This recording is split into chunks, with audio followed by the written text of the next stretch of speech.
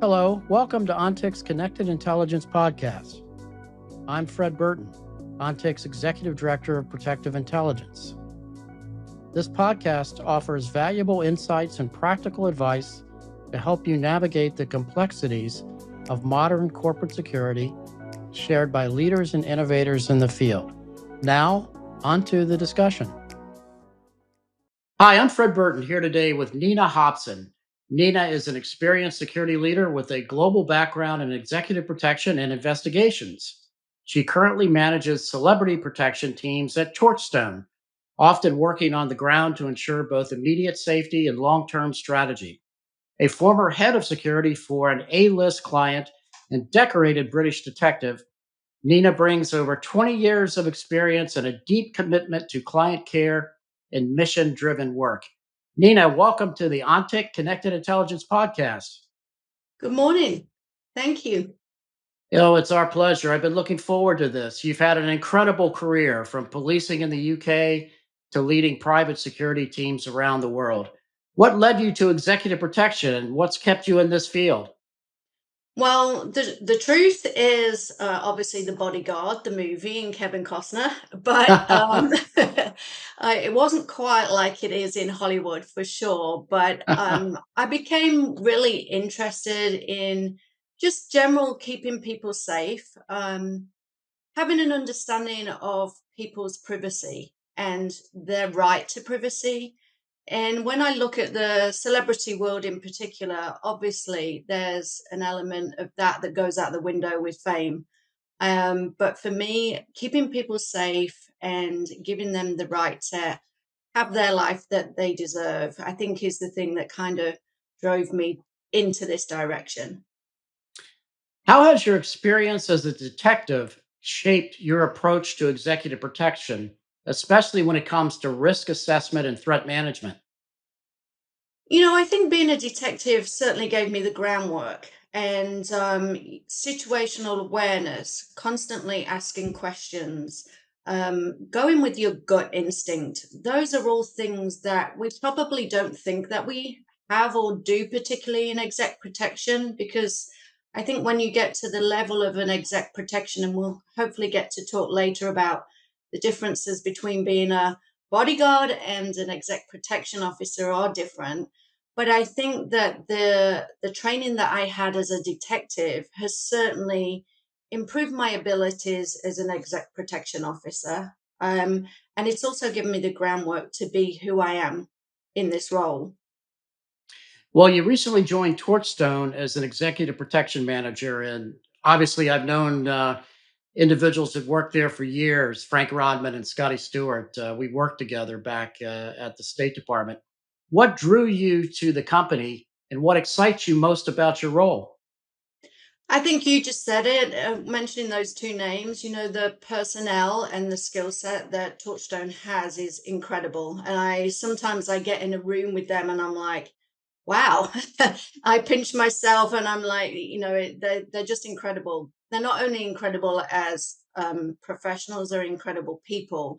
And in this industry, sometimes you meet, not so great people and not so experienced people, and you meet people who promised you things that they actually don't really deliver, and same with the client. And I think Touchstone for me was the honesty and the integrity that they had as a company that made me very excited to be able to join them, because they represent the same values that I have and that I know that we as a company give to our clients. Um, when I came on board, we'd been talking for a while, and I was with another company and wasn't ready to leave that particular role. But when I came on board, I became really excited to, firstly, be a female in this industry is a huge privilege for me.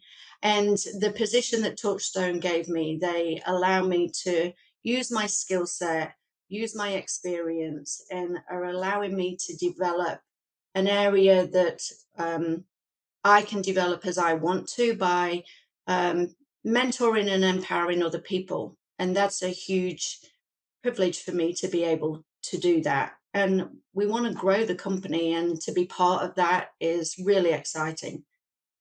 Yeah, they've had amazing growth and just do tremendous work. I'd like to talk a little bit about protection philosophy and best practices. When it comes to protecting high profile individuals, what does effective executive protection look like today compared to, let's say, 10 years ago? I think the big thing that everybody knows has changed over the last few years is social media and the fact that everybody knows where everyone is, what they're having for dinner, where they're having that dinner, and people feel public feel that they have more access to whether it's a celebrity or whether it's a high net worth person. They feel that they are more connected to those people, and that in itself creates more of an issue for exec protection officers. And we'll use a celebrity for an example. You say, we're in this location. Let's not put that out on Instagram because that suddenly changes the whole dynamic of what we're doing as exec protection officers. And 10 years ago, we would do our advance and we would go to a location and we would be secure and we would keep it on the down low that that person was there and we would do what we were expected to do. Now we have a situation where you can guide a client, always guide a client. They don't always do as you ask. And suddenly, they're telling the world, oh, I'm at this hotel, oh, I'm going here for dinner. And suddenly that changes the landscape of what we're doing because, before we might only have one person there and suddenly we should have four. And so social media for me is the thing that is the pain in my backside. um, and we can use it both ways though, because sometimes it gives us great intel, and we'll mention the value of intelligence now in the world that we're in. Um, so that really is the thing that, for me, over the last 10 years, has drastically changed the world that we work in as exec protection officers.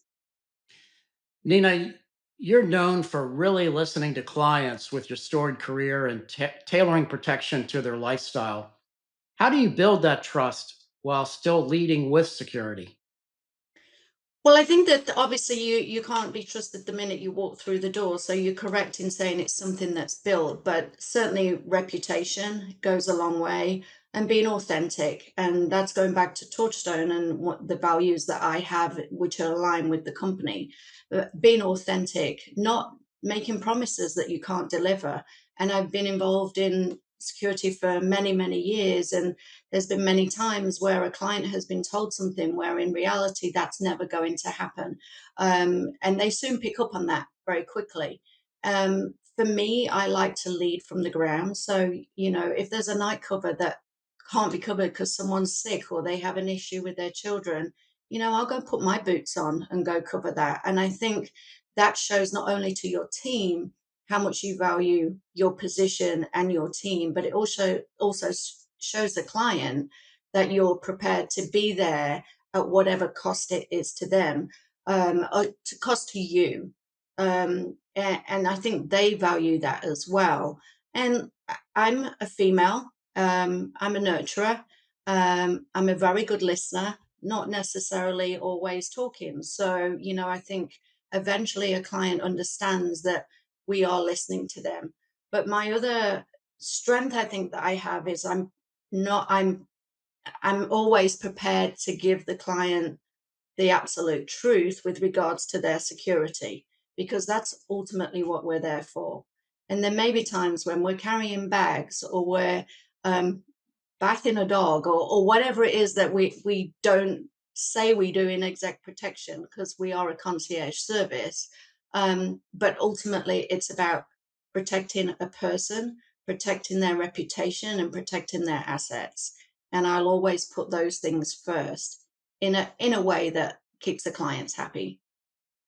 Nina, what are some of the most common misconceptions clients or even industry peers have about executive protection? um, First one, you have to be a big male. You have to be 6'8" and an ex-footballer. That's the first myth, and very much so in the celebrity world. Women can't do the job, also a myth. I'm an exec protection officer because I walked Kim Kardashian across the foyer of a hotel. That doesn't make you an exec protection officer. But I think that the myths are within public perception and also, as you say, in the industry. And I think that's something that I certainly want to be involved in changing that perception. I can't afford security. Well, until you realize what the security is that you need, you don't know whether you can afford it. It's a waste of our money. I've heard that so many times. Well, how much of a value do you put on your life or your company assets or your reputation? And reputation, is something that once it's damaged, it's very hard. Sorry, it's very hard to undo that damage. So the value sometimes can't be measured, but ultimately, we're there to save lives, and that's the ultimate. Hey everyone, Fred here. If you're enjoying this conversation, take a moment to rate and review the Connected Intelligence podcast on your favorite listening platform. Your support helps us grow and bring even more insightful discussions to your ears. Plus, we'll be selecting reviews to read on the show, so leave one and you might hear yours featured in an upcoming episode. Also, don't forget to subscribe so you never miss an episode. I wanted to share a fantastic review we received from Connected Security. They wrote, if you're in charge of keeping your organization safe, you should be listening to the Ontic Connected Intelligence podcast. Almost every episode features security professionals sharing unique insights into the latest trends, challenges, and best practices in the security world. From tackling emerging threats to exploring cutting edge technologies, the podcast offers practical advice and thought provoking conversations that can help you stay ahead of the curve. Whether you're a security expert or just starting to explore the field, the ONTIC Connected Intelligence podcast provides valuable information to enhance your strategy and keep your organization protected in an increasingly complex environment. Thank you, Connected Security. We really appreciate you taking the time to share your thoughts and for being part of our community. If you'd like to hear your review featured on the show, take a moment to leave us one wherever you listen. We'd love to hear from you. Now let's get back to the conversation. What are some of the unique challenges of managing a global executive protection program, particularly with high profile or celebrity clients? Look, I think that we touched on it briefly about, telling the client actually what it is that they need and not necessarily being listened to. And then we have to go, okay, well, plan B is we've given you this, now we have another option. When you're on a global scale, and I'll use a celebrity for an example, we're traveling to locations, so you have to have all of the security ready on the ground. um, you sometimes are halfway to a location when a client changes their mind and decides to go somewhere else. So that's always a challenge for sure. But also, a celebrity has a global recognition. And so you're not only thinking, we're walking into Hollywood and they may get noticed. We're talking about somebody who gets out of a vehicle or off a jet and they globally are known or recognized for whatever their genre may be. And so you have to make sure that you are on point all of the time. And we talked basically about, Instagram and social media and how suddenly you may have done a risk assessment and not assumed that there was going to be 10,000 people waiting at the airport.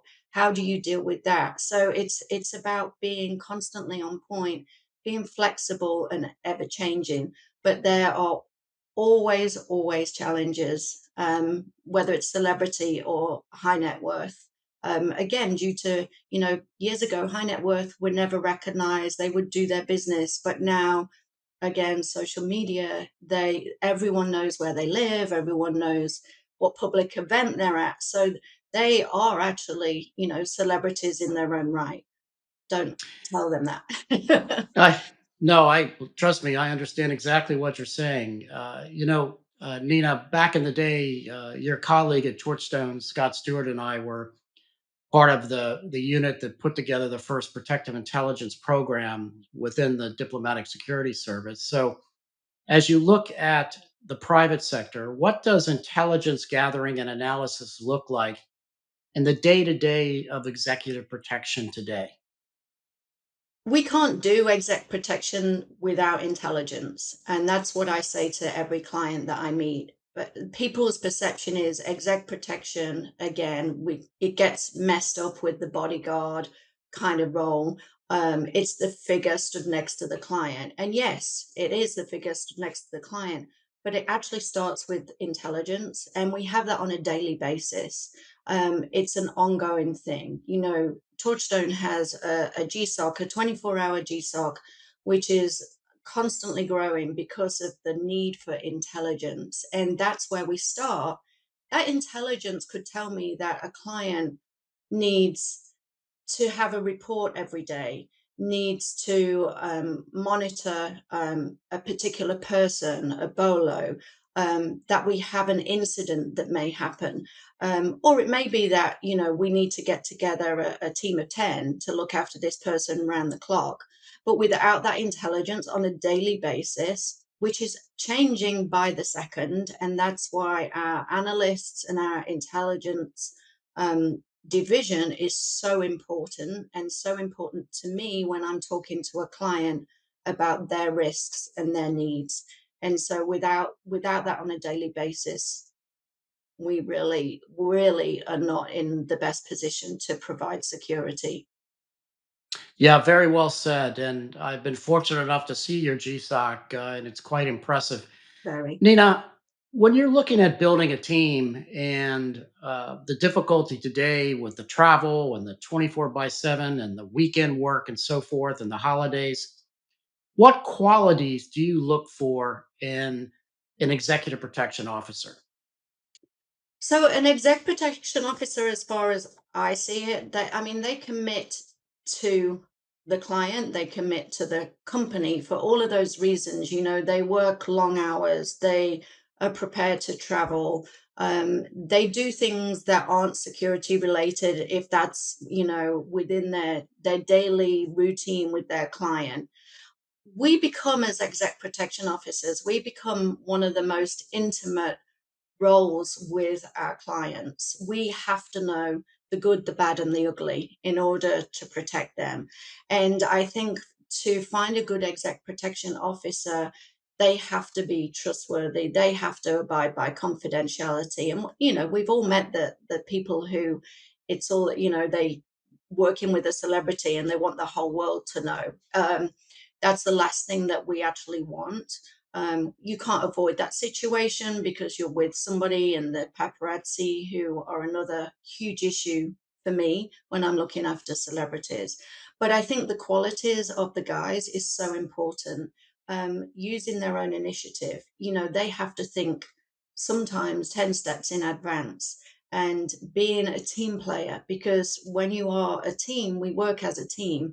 And it's a cliche saying, will that person take a bullet for you?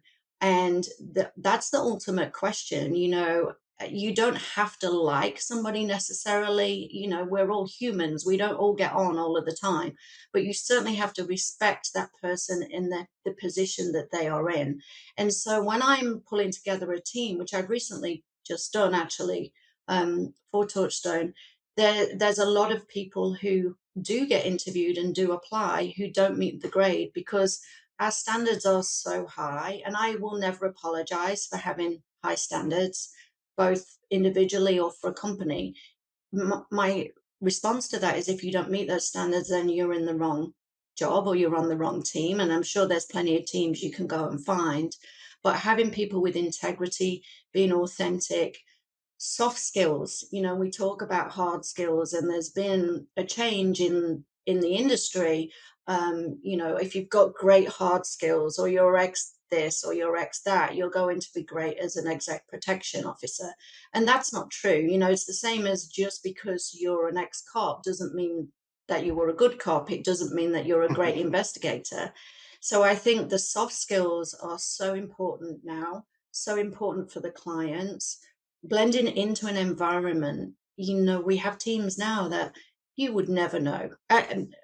I'm use me as an example. I'm a middle-aged English woman. Who would expect me to be an exec protection officer? Now, sometimes that works really well, really well. Other times, I'm not the right person for a particular role.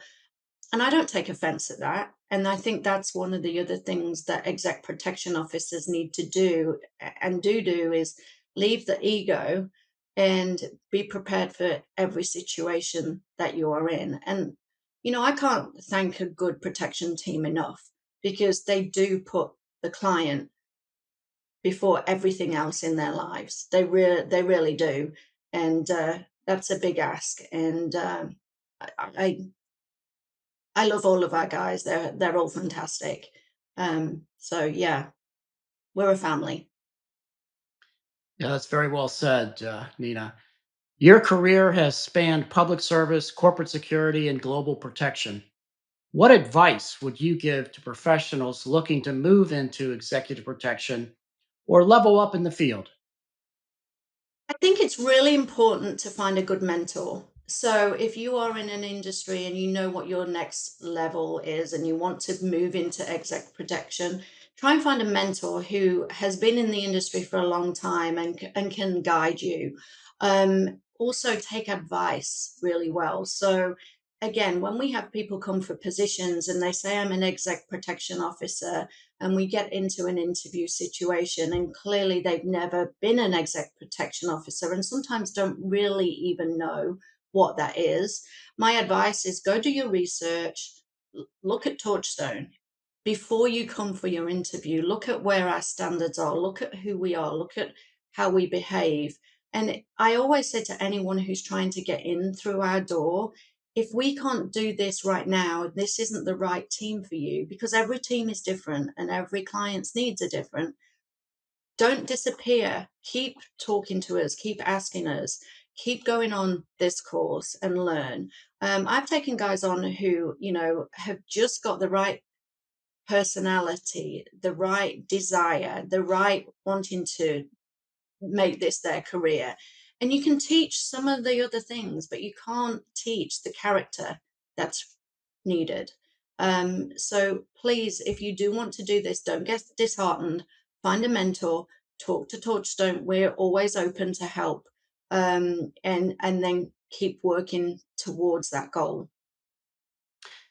Nina, what's one principle or lesson that stayed with you throughout your career, and how do you apply it in your work today? Oh, only one. That's that's a hard question. But I think my thing for me personally is to go with your gut. Your gut instinct is often the right thing, and there's so many times that we don't go with our gut. We look at other things and we ignore that feeling inside. But for me, going with your gut and then backing yourself. Now we all make mistakes, that's we're humans, and if we're open and honest about those mistakes, then they can 9 times out of 10 can be rectified. So I think though, and I've taken two things instead of the one, but going with your gut and backing yourself are the things that have got me through privileged career, a very privileged career. Not always smooth. It's had challenges for sure. But those things have got me to where I am today for sure. Nina, as we close out, we always ask all of our guests this question. What does connected intelligence mean to you? I think that we've touched on this along the conversation, but it's about bringing everything together and using every kind of intelligence tool that we have, not isolating one thing, not being an exec protection on the ground without using our intelligence, without looking at our data, without analyzing the data. And to me, it's about bringing everything together to then provide the best strategy and solution to protect our client and the things that we are asked to protect. Awesome. Well, Nina, I can't thank you enough for being on the OnTick Connected Intelligence podcast. Thank you for having me. It's been a pleasure. Our pleasure. Thank you again. Thanks for listening in. To find more episodes, visit us at ontic.co/podcasts.